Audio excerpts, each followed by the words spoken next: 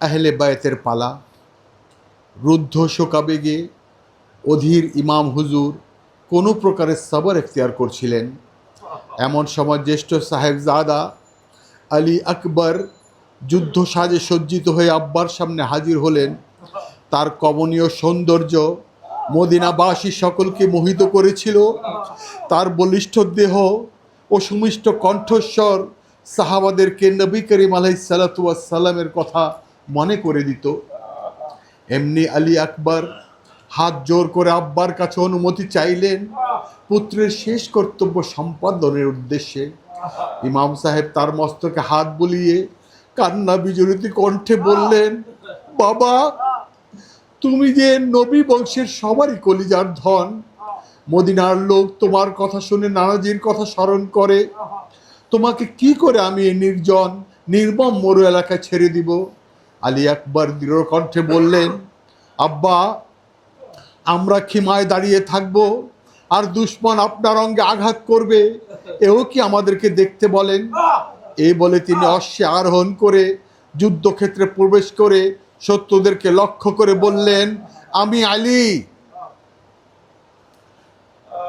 আলী হুসাইনের পুত্র, শেরে খোদা হযরত আলী মুর্তজার পুত্র। আমি বনু হাশিমের একজন বিশিষ্ট সৈনিক। আমি আখিরি নবীর প্রিয় বেটি ফাতেমা জাহরার কোল থেকে উঠে এসেছি। আমাদের ঘরেই আল্লাহ তাআলার ওহী আসতো। আমি নবীর ঘরের সাহেবজাদা। কে আছো? সম্মুখে বের হয়ে আসো, আমার তরবারির তামাশা দেখো। এ এক তৃষিত শামশের খুনের পিপাসায় একে অস্থির করে তুলেছে। আমার বর্ষার ফলা কাফির মুনাফিকের অপবিত্র বক্ষের তালাশে বের হয়েছে। আমার সামনে কে আসবে যে আমার তলোয়ার তার জন্য দোজখের দরজা খুলে দিবে? এই বলে পিছনে ফিরে নিঃসহায় বন্ধুহীন বাপকে সালাম করে নারায়ে তাকবীর বলতে বলতে শত্রুর উপর ঝাঁপিয়ে পড়লেন। স্বামী লস্করের ভিতরে ঢুকে পড়ে অদৃশ্য হয়ে গেলেন। শুধু শত্রু সৈন্যের মধ্যে ছুটাছুটি, হুড়াহুড়ি ও ধুলি দেখে বোঝা যেত তাদের মাঝে কোনো কিছুর উপস্থিতির ভয়ে তারা এমন ছুটাছুটি করছে।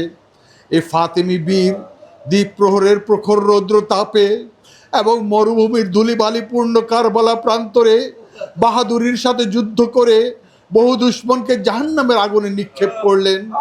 বহুক্ষণ যুদ্ধ করার দরুন অতীব পিপাসায় তার ঠোঁট শুকিয়ে গিয়েছে। প্রবল উত্তেজনায় চক্ষু রক্তবর্ণ ধারণ করেছে। চেহারা মুবারক ধুলায় আচ্ছন্ন। পিপাসায় অতিষ্ঠ রণক্লান্ত অশ্বারোহী বীর মস্তকের কোকড়ানো বাবরি চুল বাতাসে উড়িয়ে শত্রুর বেষ্টনী থেকে বের হয়ে আসলেন। আব্বার কাছে এসে বললেন, আল্লাহ আতাস, আল্লাহ আতাস, পিয়াস, আব্বা পিয়াস। লাচার আব্বা প্রিয় দুলালকে আলিঙ্গন করে বুকে চেপে ধরলেন।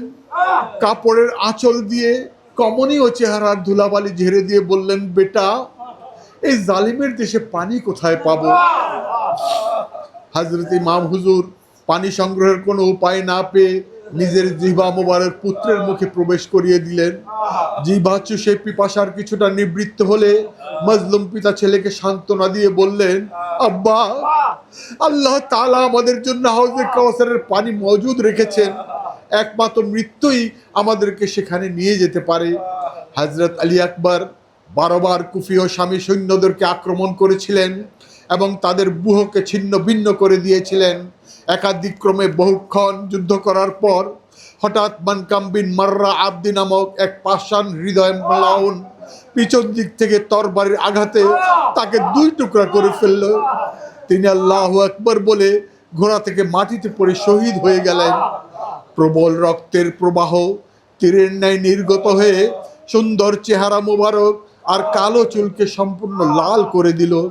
হযরত ইমাম সাহেব বাহাদুর পুত্রের অবস্থা দেখে ঘোড়া দৌড়িয়ে ময়দানে গেলেন এবং নেমে নয়নের পুত্তলি হযরত আলী আকবরের খণ্ডিত শির স্বীয় জানির উপর রেখে বললেন, বেটা, বেটা, আমি তোমার আব্বা হুসাইন। নানাজি রাসূল আকরাম সাল্লাল্লাহু আলাইহি ওয়াসাল্লামের খেদমতে আমার সালাম পেশ করো। আব্বা আলী রাদিয়াল্লাহু আনহু ও আম্মা ফাতিমা রাদিয়াল্লাহু আনহার খেদমতে আমার সালাম জানাইও। আমাকে একলা নিঃসঙ্গ অবস্থায় রেখে চলে গেলে, যাকে ছেড়ে কখনো কোথাও যাও নাই, তার থেকে এখন মুখ ফিরিয়ে রেখেছো। তোমার উপস্থিতি আমার কোমরকে মজবুত রেখেছিল। এখন আমি কেমন করে সোজা হয়ে দাঁড়াবো? আমার আশ্রয় তো তুমি ছিল। হে বিশ্ববাসী, হে সন্তানের পিতাগণ, তোমরা সকলেই দেখো, এ আমার 18 বছরের তিল তিল করে সঞ্চিত ধন আলী আকবর। উঠতি যৌবনে তাকে আমি একমাত্র আল্লাহর নামের উপর মাটিতে মিশিয়ে দিয়েছি। তোমরা স্বীয় সন্তানদের যৌবন দেখে আনন্দ করছো, আর আমি সত্যকে সমুন্নত রাখার জন্য, নানাজির ইসলাম ধর্ম ও তার উম্মতের ঈমানকে বিপদগামী হওয়া থেকে রক্ষার জন্য আমার যুবক ছেলেকে নিজ হাতে তীক্ষ্ণ ধার তলোয়ারের নিচে রেখে দিয়েছি।